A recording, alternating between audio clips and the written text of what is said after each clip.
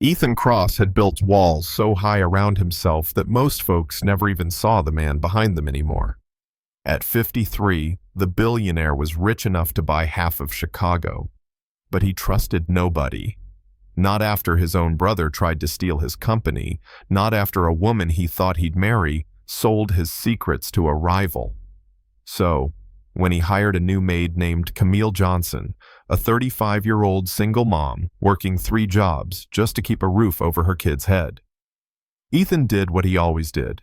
He studied her like she was a threat, waiting for the mask to slip. And when her 8-year-old daughter Mia tagged along one afternoon with her unicorn notebook and scuffed sneakers, Ethan decided to set a trap. Picture this: his private study leather chair pulled back, eyes half closed, like he'd nodded off after a long day. On the Persian rug, stacks of cash accidentally spilled from his open safe.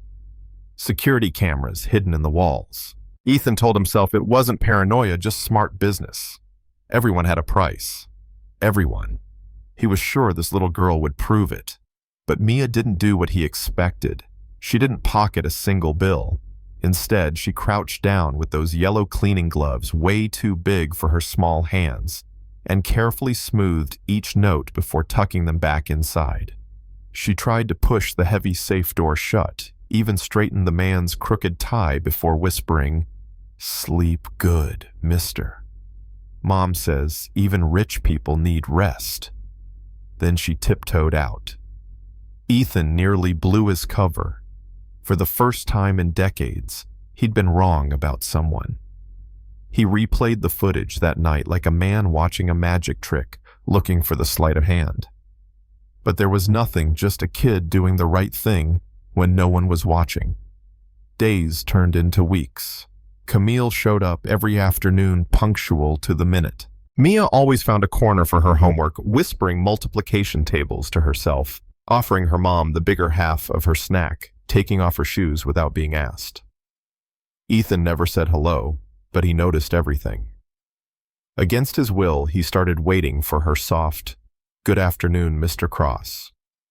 He'd grunt back or nod, pretending he didn't care. But deep down, the smallest crack had formed in those walls. That's when the real storm started brewing. Gregory Hale, Ethan's silver-haired butler of 7 years, had always been the picture of loyalty. Impeccable manners, polished shoes, yes sir, no sir. But the moment Ethan began paying attention to Camille and her daughter Gregory's smile soured. He whispered to the cook, hinted to the driver, planted seeds of suspicion like a gardener sowing weeds. "She's playing a long game," he said, using her kid to soften the boss. "I've seen it before." Ethan might have ignored it, except he started finding things missing. A silver letter opener. Cash from the petty box. A watch. And each time Gregory just happened to find the missing item near Camille's cart. It was slick. Too slick. But Ethan's cameras told a different story. Gregory had been dipping into the household for months, moving like a ghost when he thought no one was watching. Only now, with Camille around, he had the perfect scapegoat. The breaking point came one rainy Thursday. Ethan left his custom Patek Philippe watch on the bathroom counter on purpose with a tracker inside. Camille cleaned around it, set it back exactly where it had been. An hour later, Gregory walked in, slipped the watch into his pocket, then tucked it deep in Camille's supplies. He planned to discover it later, righteous indignation ready to go. But he didn't count on Mia. That kid had eyes like a hawk. She marched straight into Ethan's office, her notebook clutched tight. "Mr. Cross, I need to tell you something. Mr. Gregory keeps going into places he's not supposed to. I wrote it down, dates and times." She flipped open pages filled with careful handwriting. October 3rd, 4:15 Gregory, in the upstairs office. October 7th, 2:30, taking silver. Her little voice shook, but her eyes didn't. Gregory walked in right then, feigning shock when he found the watch in Camille's cart. "How could you?" He gasped, holding it up like Exhibit A. Camille went pale. I didn't. I swear I didn't. You expect him to believe you over me? Gregory sneered. Mia shoved past her mom, fists balled. You're lying. I saw you. You're the thief. The room froze. Ethan had a choice. Fall back on old instincts, fire them all to be safe or believe. For the first time in years, he believed. He stood, voice low but firm. Gregory, you're dismissed. Now. That moment was the pivot, the wall crumbling brick by brick. The fallout was ugly. Gregory wasn't just a petty thief. He was knee-deep in corporate espionage, selling Ethan's secrets for years.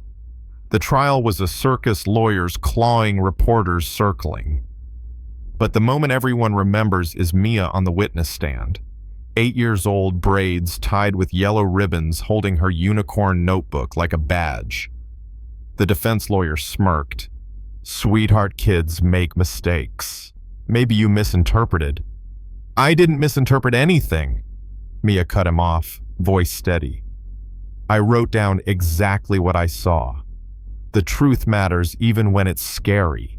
Even the judge had to hide a smile. By the end of it, Gregory got 25 years. Ethan, the man who trusted no one, had staked his reputation on the word of a maid's daughter, and he'd been right to. Life after that looked different. Camille didn't just stay on. Ethan promoted her to household manager with full benefits. He found the best oncologist in the country for her sick mother, funded treatments Camille never could have afforded, and Mia. She earned a scholarship to Preston Academy, the kind of school where doors swing wide for the future. Ethan made sure she had the chance. But here's the part that still gets me.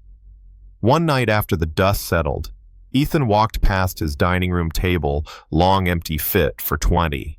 He found Camille setting out plates, Mia giggling with the cook, Marcus, the head of security, telling jokes.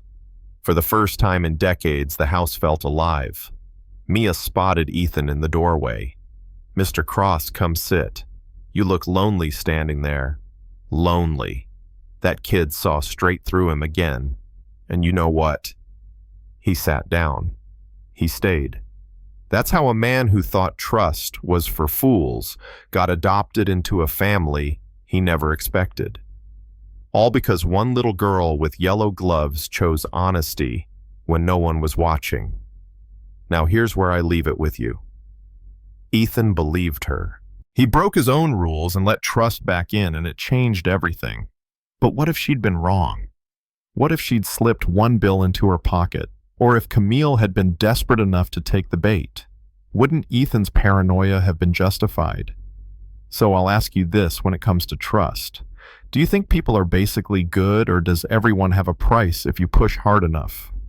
Drop your thoughts in the comments, because this is one of those stories that splits folks right down the middle. And if you want more stories that make you feel, question, and maybe even argue a little, hit that subscribe button.